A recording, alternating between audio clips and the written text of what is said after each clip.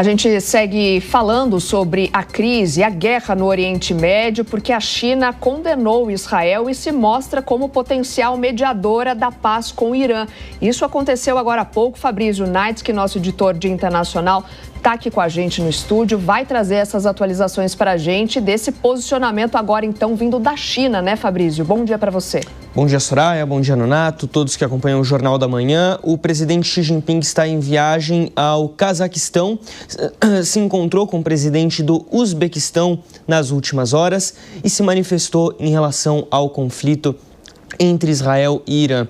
Ele afirmou o seguinte, que o governo chinês está profundamente preocupado pela ação militar israelense contra o Irã.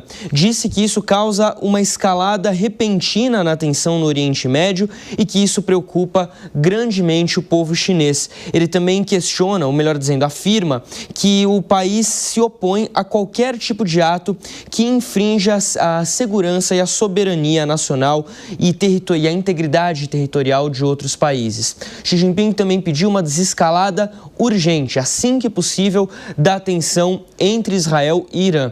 A gente lembra a importância da movimentação, da manifestação chinesa nesse conflito. De um lado, você tem os Estados Unidos como principal economia, força militar internacional, apoiando Israel, e essa manifestação de Xi Jinping, que possui um país indiscutivelmente grande, uma das maiores economias do mundo, um dos maiores exércitos do mundo, afirmando que tem um posicionamento levemente mais pró-Irã. Se isso seria o suficiente para mediar um acordo de paz entre os dois países, ainda é cedo para dizer. É difícil a gente imaginar que a China entre completamente de cabeça nessa questão, mas já é uma primeira manifestação, uma primeira movimentação de Pequim envolvendo os contornos desse conflito, o que pode mudar um pouquinho a equação. Embora a China não tenha previsão de ajudar militarmente o Irã nesse momento, pelo menos no campo diplomático, esse tipo de manifestação pode ajudar os iranianos a encontrarem um pouco mais de apoio no cenário internacional. Lembrando que hoje pela manhã o governo iraniano afirmou que o G7 esteve alinhado ou está alinhado com Israel no pedido de desescalada do conflito. Ou seja, ele alega, o governo iraniano, que que o G7 fez uma manifestação, mas uma manifestação pró-Israel que não reflete a realidade. Eles pedem, inclusive, Teherã, que o G7 abandone uma retórica de um lado e que adresse, ou melhor dizendo, que corresponda à questão real da escalada do conflito, que eles alegam ser a agressão israelense. Essa é a reclamação do governo de Teherã envolvendo a reunião do G7 que a gente está acompanhando direto do Canadá.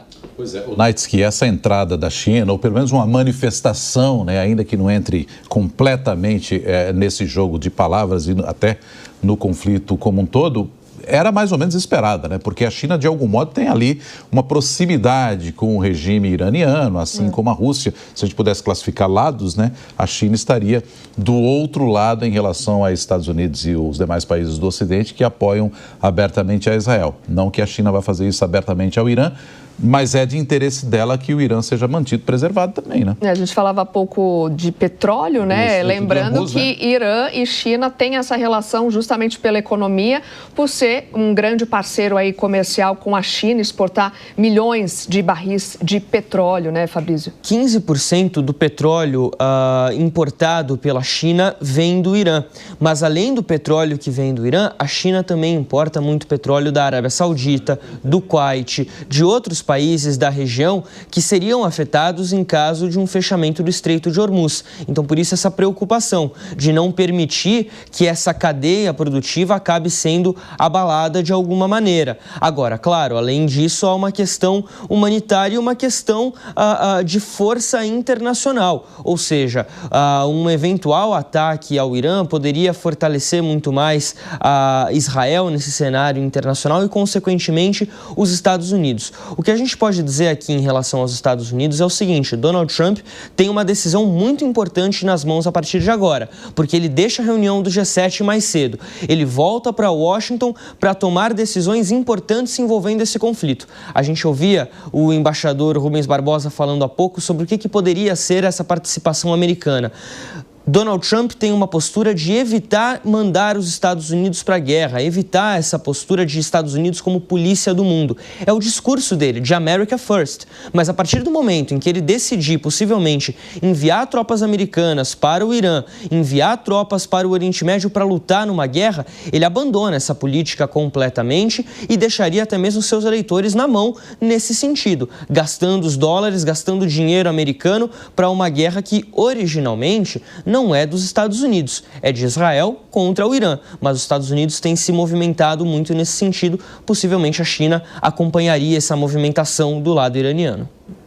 Professor Marcos Vinícius de Freitas, diante de um mundo tão globalizado, tão intrincado e com as economias uma dependendo das outras, prolongamento de conflito acho que não é jogo para ninguém, né, professor? Daí talvez essa fala já da China, essa manifestação dos chineses também. O que o senhor pensa? Você sabe, Nonato, que tem um aspecto aqui muito relevante, né? A China é um parceiro comercial importante tanto para Israel como para o Irã. Né?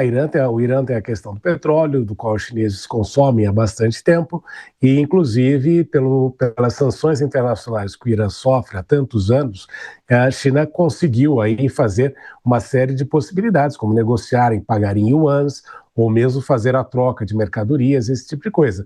Então, o relacionamento é muito profícuo. Nós não podemos esquecer que a China foi muito importante na aproximação da Arábia Saudita com o Irã recentemente. Ela fez uma mediação histórica que os Estados Unidos nunca conseguiram, e obviamente que a China tenta pousar neste cenário internacional com uma voz mais calma nesse processo. Como adulto, né, o Knight disse ontem, né, que nós precisávamos de um adulto na sala, e justamente é o que o governo de Beijing pretende parecer neste momento, justamente querer uma conduta acertada de que é necessário que haja paz na região. Afinal, o conflito não interessa a ninguém. E como o mesmo embaixador disse, nós estamos aí numa possibilidade de você ter um Israel dentro da região como uma superpotência global, né, nessa questão nuclear, e que pode gerar uma corrida armamentista no próprio Oriente Médio, e isso não interessa para ninguém. Historicamente, a China tem um relacionamento importante com Israel. Não podemos esquecer que quando a República Popular da China se tornou ali independente, o Estado de Israel foi um dos primeiros a reconhecer, e existe essa razão histórica, mas nas últimas décadas, em razão do processo de ocupação de terras palestinas e toda essa situação que se observa no Oriente Médio,